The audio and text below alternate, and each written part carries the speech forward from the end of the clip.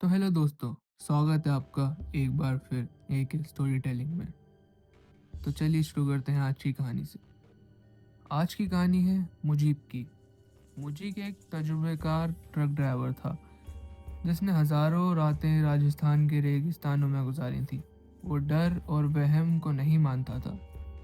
उस रात उसके ट्रक में कीमती सामान लदा था और उसे सुबह होने से पहले जैसलमेर के बॉर्डर के पास पहुंचाना था। रात के तकरीबन 2:30 बजे बीकानेर से निकलते ही एक जगह आती है जहां मीलों तक कोई ढाबा नहीं, ना कोई इंसान। वहां एक पुरानी टूट फूट चुकी मजार है। मुजीब ने देखा, एक सड़क के बीचों बीच एक शख्स खड़ा है। उसने सफेद कुर्ता पजामा पहना था जो बिल्कुल साफ था। इतनी धूल भरी राह में इतना साफ लिबास होना अजीब था। मुजीब ने ट्रक रोका। उस शख्स ने बिना कुछ बोले डोर खोला और सीट पर बैठ गया। मुजीब ने पूछा, कहाँ जाना है भाई? उसने कोई जवाब नहीं दिया, बस एक ठंडी आह भरी। ट्रक आगे बढ़ा, पर मुजीब को अचानक घुटन महसूस होने लगी।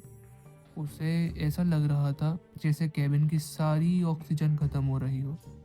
उसने शीशा, विंडो सब नीचे करना चाहा, पर हैंडल जैसे जाम हो गया था। तभी उसकी नज़र साइड मिरर पर पड़ती है। मुजीब की रूह कांप गई। मिरर में ड्राइवर सीट पर वो खुद दिख रहा था, स्टीयरिंग पकड़े हुए, पर उसके बराबर वाली सीट पर कोई नहीं बैठा था। सीट बिल्कुल खाली थी, पर जब उसने गर्दन घुमाकर कैबिन के अंदर देखा तो उस सफ़ेद कुर्ते वाला आदमी वहां बैठकर उसे ही घूर रहा था। उसकी आंखों में, यानी कि हमारी जो पुपिल होती है, ब्लैक वाली पुतलियां नहीं थी उसकी आंखों में, बस एक गहरा काला सन्नाटा था। मुजीब ने ब्रेक मारना चाहा, पर उसके पैरों ने काम करना बंद कर दिया। उसे महसूस हुआ कि उसके शरीर के अंदर कोई दूसरी ताकत दाखिल हो रही है। उसका गला अपने आप रोने जैसा आवाज़ें निकालने लगा, पर वो रोना मुजीब का नहीं था, वो किसी पुराने दर्द की चीख थी। ट्रक बेकाबू होकर सड़क से नीचे उतर गया और एक बड़े रेत के तेले पे से टकराकर रुक गया।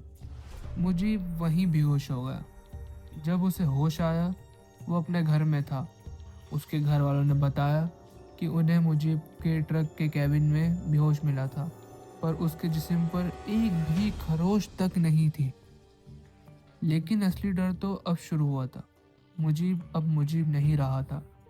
उसकी ज़बान, बदली हुई ज़ुबान, मुजीब को सिर्फ हिंदी और थोड़ी उर्दू बोलता था। अब रात के वक्त एक पुरानी मारवाड़ी भाषा में चिल्लाता था। वो ऐसी लड़ाइयों का जिक्र करता था जो 200 साल पहले हुई थी। वो दिन भर अंधेरे कमरे में रहता और रोशनी से नफरत करने लगा।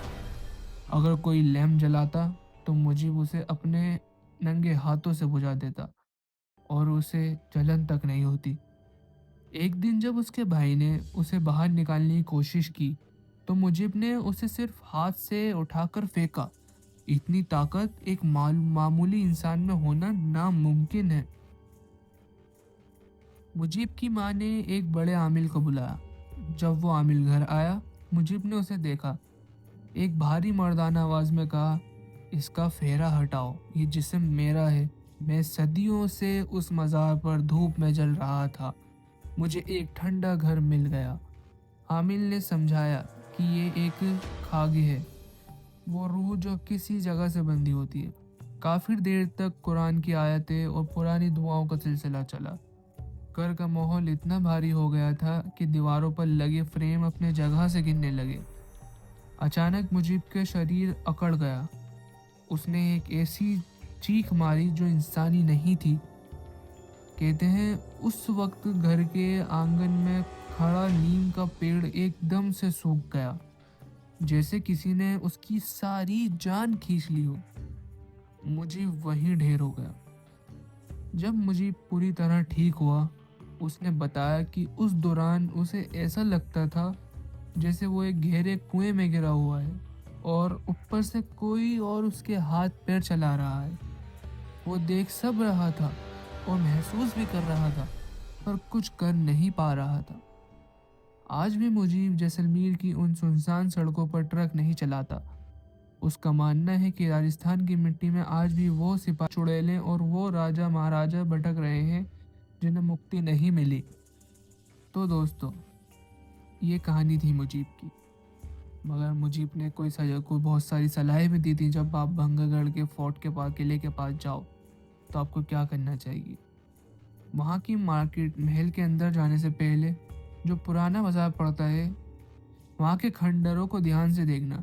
कहते हैं वहाँ आज भी रात को पराई खुशबू आती है। पांगर के अंदर एक मंदिर है। लोकल्स कहते हैं कि पूरे किले में सिर्फ एक ही जगह है जहाँ पॉजिटिविटी है, यानी कि यहाँ पे कुछ भी बुरा नहीं लगता। एग्जोरिज्म के डर से लोग अक्सर माथा टेकते हैं।